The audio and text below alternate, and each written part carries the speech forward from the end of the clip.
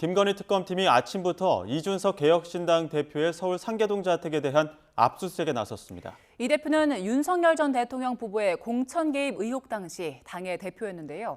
취재 기자 연결해서 자세히 알아봅니다. 임예진 기자.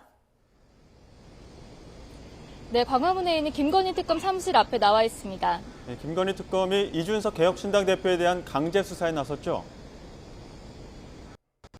네, 김건희 특검팀은 오늘 오전부터 서울 노원구 상계동에 있는 이 대표 자택에 대한 압수수색에 나섰습니다. 이 대표는 명태균 게이트와 관련 참고인 신분으로 파악됐습니다.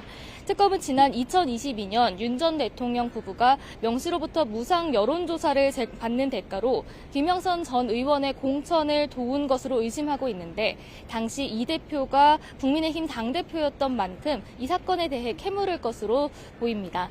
특검은 또 지난해 4.10 총선을 앞두고 이 대표와 김 전 의원 또 명 씨가 한자리에 모인 이른바 7불사 회동에 대해서도 들여다보고 있는데요.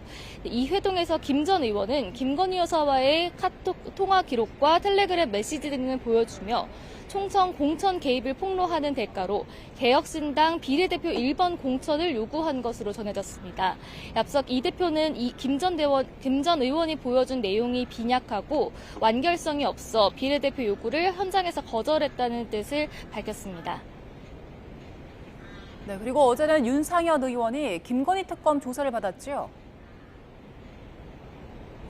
네, 공천 개입 의혹과 관련해 당시 당의 공천관리위원장이었던 국민의힘 윤상현 의원이 어제 오전 특검 사무실에 출석했습니다. 윤 의원은 업무방해 혐의 피의자 신분으로 출석해 14시간 넘는 고강도 조사를 받고 자정쯤 귀가했습니다. 이 조사에 성실하게 답답했다면서도 의혹의 진위를 묻는 기자들에게는 말을 아꼈는데요. 당시 상황 직접 들어보시겠습니다.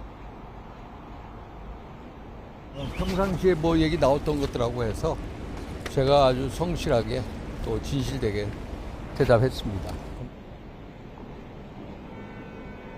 네, 이런 가운데 오늘 소환을 통보받은 명태균 씨는 출석이 어렵다는 뜻을 밝혔습니다.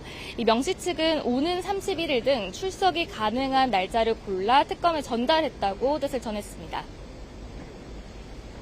네, 내일 윤 전 대통령 소환도 앞두고 있죠.